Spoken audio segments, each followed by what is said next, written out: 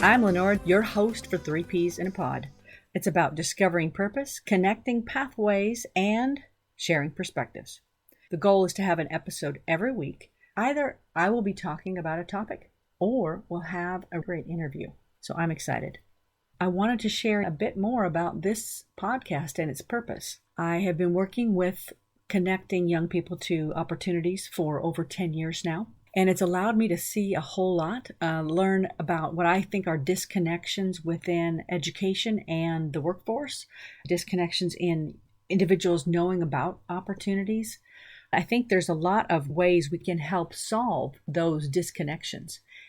If you're like me, I grew up and didn't really know what my talents were or if I had any talents. So I just was good in school because that's what I was supposed to do. And I was pretty shy. People wouldn't think that now, but I definitely was back then, except a goofball to my friends or when my sister and I were little. I grew up not really having any idea of what my talents were and pretty insecure about really having any. Turns out that a lot of things you may take for granted about yourself, turns out those are the very talents you've been given. And if you invest in your talents, they become skills. And lo and behold, you can do things for a living that you're actually kind of naturally wired for. If you look at the word talent, it's a word used in the Bible. It's used in a lot of places, but it's older. And I learned about it where a talent was a piece of money. But it's also talks about how people are given talents. People have talents. Some seem to have multiple. And you always have at least one, but up to quite a few. And if you invest those talents, they become something that produces money, which I think is pretty cool. Now, for a long time, I just had to learn about being good at whatever I was given to make a living. But it's more fun, I think, when you get to know yourself, get to pay attention to how you're personally wired, and then find your way doing something that kind of matches your natural bent, your natural wiring. Hopefully that's making sense because this is a podcast about some of these things. So again, I wandered around quite a while, not knowing what I wanted to do, tried different things, did a lot of different jobs. I knew some things I wanted to do, but didn't really believe I could do that, really have that, and found out that I could. So I want to help young people find out what are my actual talents, a bit about my own purpose, and enjoy the pathway. It's a journey. You hear about that sometimes. It's a journey. Life's a journey. It is. And you want to enjoy the steps and learn how to get through challenges. Now, pathways. When you think about pathways, a common thing that I was asked when I was going into the workforce was, so what do you want to do? Or what do you want to be? And you try to answer that question based on what you know, but based on what you grew up with, you may not have a very good idea of what even the options are. So it's hard to know what the heck you want to do if you don't even realize what's possible. So at different times in this podcast, different episodes, I want to share various pathways. I knew nothing about logistics. And now I've trained many employees about the big picture of supply chain and quite a few things. Actually, I've done a lot of different training. I've actually trained thousands of employees over time.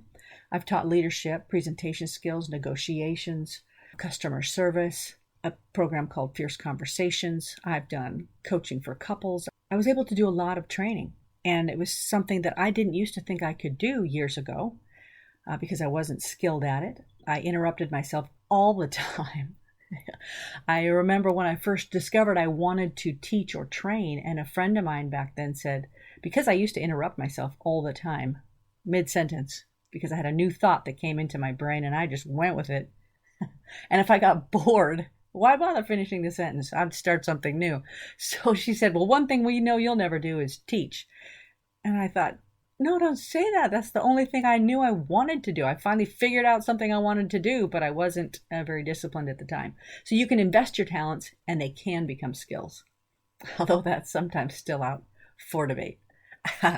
But I think it's exciting to find out all the different options that are out there.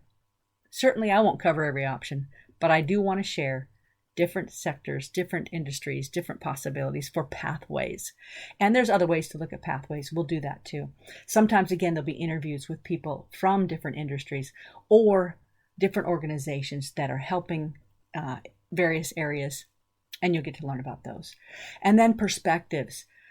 That's a favorite topic of mine, or a favorite word of mine lately, because boy, it's a time to be learning. It's a time to be listening to new perspectives right now in our world.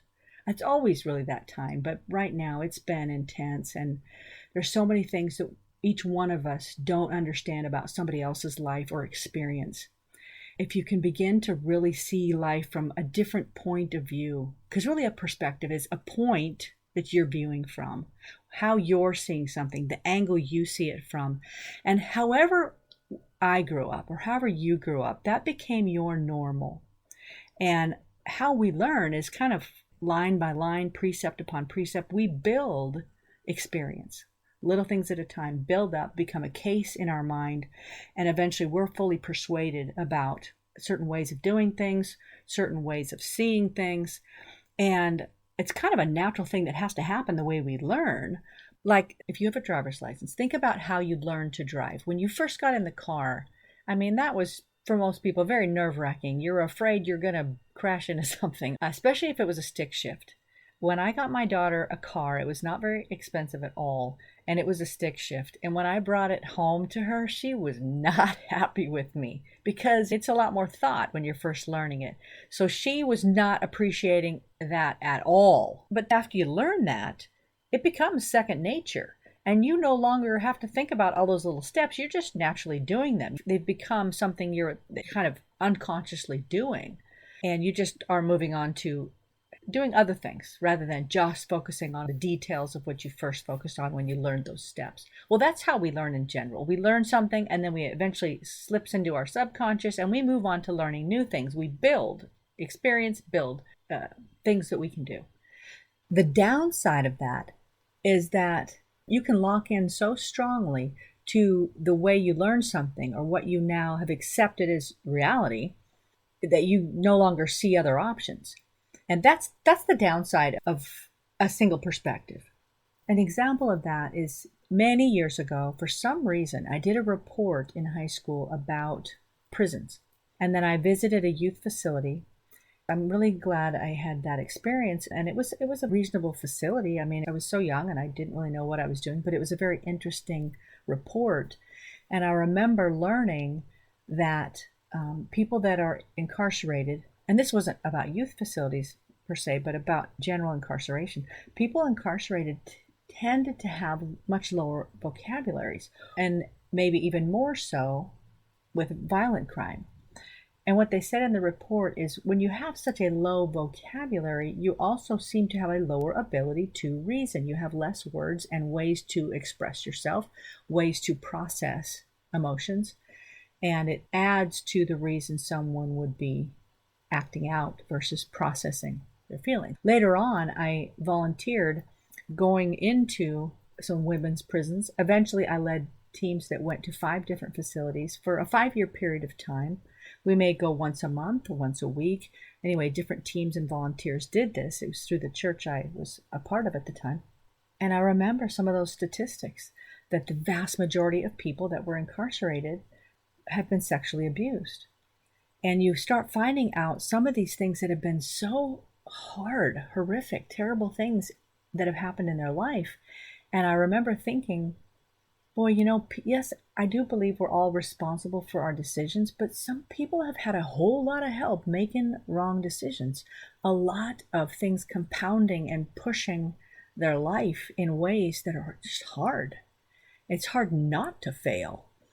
So again, it really shifted my perspective. I remember once talking to women in a facility, and everyone was in a circle. Some of the other volunteers were dispersed around the circle with me, and I was sharing some concepts. I really don't remember what I was teaching on, but I do remember that when I asked a question and I got some feedback, one of the women, and she wasn't mad at all, but she answered back about what her interpretation of what I shared was.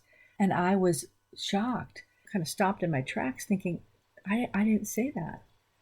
The way she said back to me what she thought she heard was not at all what I thought I communicated. I realized Each one of us have filters on how we hear. We have filters of how we think, and when we say something, we assume everyone hears it like we mean it because we assume somehow that they have the same perspective that I do. So you have to be paying attention through feedback when you're communicating to someone. Is my perspective translating over into their perspective? And if I'm listening to someone, there's a saying that says, be careful how you hear, because I may hear you through my perspective. Have you ever read an email from somebody and thought, oh, they did not just say that to me?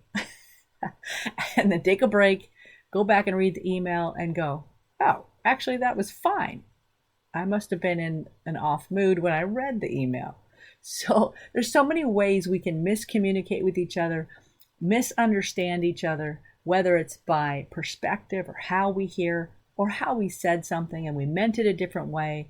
All that to say, it's powerful to listen. It's powerful to learn to see from someone else's perspective. So over time, we'll have conversations about that, share stories. Who knows how we'll touch on that. I just think it's too important not to include. So again, thank you for listening to a bit more explanation of what this podcast is about. Please click subscribe and give me feedback. Tell me what you want to hear about. I promise you have more potential in you than you've ever thought possible. Invest in yourself. There's a lot of great content out there. Get it in you. This is Lenora. I'm your host for 3 Peas in a Pod.